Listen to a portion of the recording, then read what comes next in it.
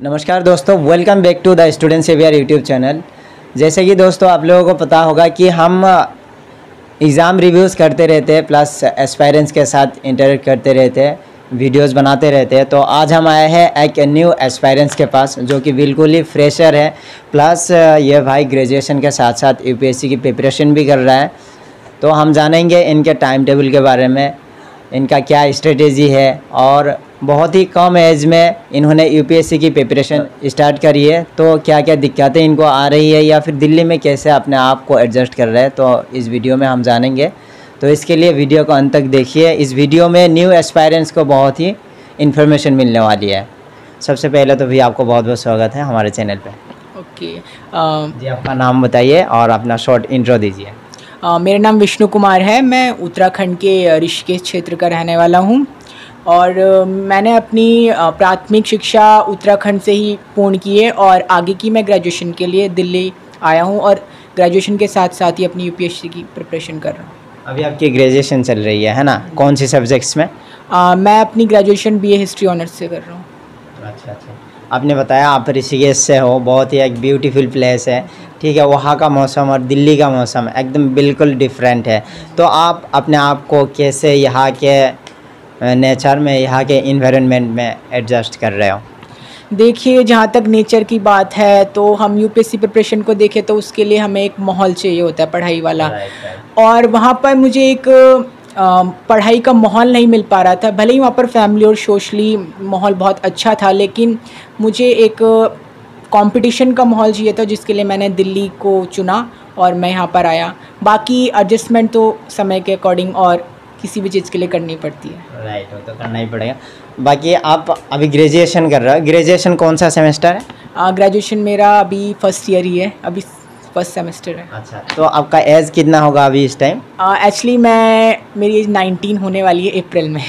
अच्छा, हाँ जी, बस 19 साल होने वाला है ना? तो अब अभी प्रिपरेशन स्टार्ट की हो या फिर कैसे कर रहे हो आप? कोचिंग ले रहे हो या फिर सेल्फ स्टडी कर रहे हो? एक्चुअली मैंने पहले तो सोचा था कि मैं सेल्फ से ही प्रिपरेशन करूँगा। फिर मैंने सोचा कि जब मैं यहाँ पर आया ही हूँ और मेरी ग्रेजुएशन ओपन चल रही है तो मैं कोई ना कोई कोचिंग को ज्वाइन कर लो, इसलिए मैंने DHIS की कोचिंग को ज्वाइन करा। अच्छा, आप DHIS से कोचिंग क्लासेस ले रहे हो, है ना? बाकी आपका ग्रेजुएशन का जो कोर्सेस है उसके साथ आप टाइम टेबल कैसे मैनेज कर रहे हो? मैंने इसके लिए ये डिसाइड करा है कि मतलब मैं कॉलेज की पढ़ाई के लिए मिनिमम 2 और 3 आवर्स दूंगा और बाकी टाइम मैं जो मेरे को मिलेगा मैं उसे यूपीएससी प्रिपरेशन में दूंगा। अच्छा, आपका टारगेट टाइम कौन सा है, या फिर आपको क्या लगता है कितने साल में आप यूपीएससी एग्ज़ाम निकाल दोगे? वैसे तो मैंने टारगेट ईयर 2025 और 26 को रखा है और जहाँ तक मुझे है कि एक सफिशिएंट टाइम है कि मैं 2 से 3 साल की तैयारी में यूपीएससी एग्ज़ाम को क्लियर कर दूँ। राइट। बाकी ये है कि आप थोड़ा अपने फैमिली बैकग्राउंड के बारे में बताइए, क्योंकि यूपीएससी नाम सुनते ही लोगों को ऐसा लगता है कि जो यूपीएससी में सिलेक्शन होता है जिनका, लोगों को लगता है उनका बैकग्राउंड काफ़ी सही होता है या फिर अमीर घर के लोग होते हैं। तो आपका बैकग्राउंड कैसा है? देखिए, मैं ज़्यादा अमीर घर से तो हूँ नहीं। अच्छा। मैं एक मिडिल क्लास फैमिली से ही बिलोंग करता हूँ। अच्छा। और मुझे जहाँ तक पता है कि यूपीएससी प्रिपरेशन में एक मिडिल क्लास स्टूडेंट ही बैठता है और वो ही एग्ज़ाम देता है। इसमें अमीर और गरीब का कोई सवाल नहीं उठता है कि इसमें कोई भी प्रिपरेशन कर सकता है, कि इससे रिलेटेड कोई ऐसा डाउट। प्रिपरेशन तो कर सकते हैं, लेकिन प्रिपरेशन फेज़ में बहुत सारी दिक्कतें आती है। जिनका घर का फाइनेंशियल सही नहीं है ना? हाँ। तो उनको काफ़ी दिक्कतें आती है कोचिंग लेने में, लाइब्रेरी जाने में, मतलब खर्चा उठाने में, है ना? आपके पापा क्या करते हैं? एक्चुअली मेरे पापा शॉपकीपर हैं, वो उत्तराखंड में ही वहीं पर शॉप चलाते हैं। आप लोग फैमिली में कितने लोग हो? मेरी फैमिली में टोटल 8 मेंबर्स हैं। मम्मी, पापा, 2 बड़े भाई और चाचा चाची और एक उनका छोटा बेटा। आप कितने नंबर हो उसमें? मैं तो सबसे छोटा हूँ अपने घर में। मेरे से बड़े 2 भाई और हैं। अच्छा जी। तो ये बताइए, आप कब सोचा कि आपको यूपीएससी करना है? ये तो मैंने, जहाँ तक मेरे को याद है, मैंने स्कूल टाइम में 8th क्लास में सोच लिया था कि मुझे यूपीएससी के फील्ड में जाना है, मुझे IAS करना है। वहाँ पर मतलब हमारा स्कूल है कि वो मोहन भागवत जी, जिनका आपने नाम सुना होगा, कि वो NSS चलाते हैं, ठीक है, उसके वो हेड हैं। तो उनके ही द्वारा विद्या भारती संस्थान शिशु मंदिर चलाए जाते हैं, तो उसमें मेरा एडमिशन था, वहाँ पर ही मैंने अपनी पढ़ाई पूर्ण करी है कक्षा 12 तक। तो मैंने वहाँ पर हमारे स्कूल में बहुत बार IAS ऑफिसर्स या फिर SDMs, तो ऐसे अधिकारियों का विजिटेशन होता रहता था। जी। तो फिर वो आके अपने एक्सपीरियंस शेयर करते थे, मतलब, और मुझे ये भी लगता था कि मतलब कि उस टाइम पर कि ये कितनी अच्छी जॉब है। मतलब एक तो स्टूडेंट्स के मन में एकदम से क्रेज़ आता है कि बहुत अच्छी जॉब है, इसमें ये है, बट मेरा कोई ऐसा वो नहीं था। बट मैं ये सोचता था कि मैं समाज के लिए क्या कर सकता हूँ, क्योंकि मुझे स्कूल लाइफ से ही चैलेंजेस लेना बहुत पसंद था। मैं हर चीज़ में कंपटीशन में पार्टिसिपेट करता था, मतलब स्टूडेंट्स की हेल्प करना, और मैं अपने स्कूल में मॉनिटर भी रहा हूँ कि मतलब एक, तो इस तरह से मैंने सोचा कि मैं UPSC के फील्ड में जाऊँगा और कुछ समाज के लिए और कुछ अपने लिए कर सकूँ।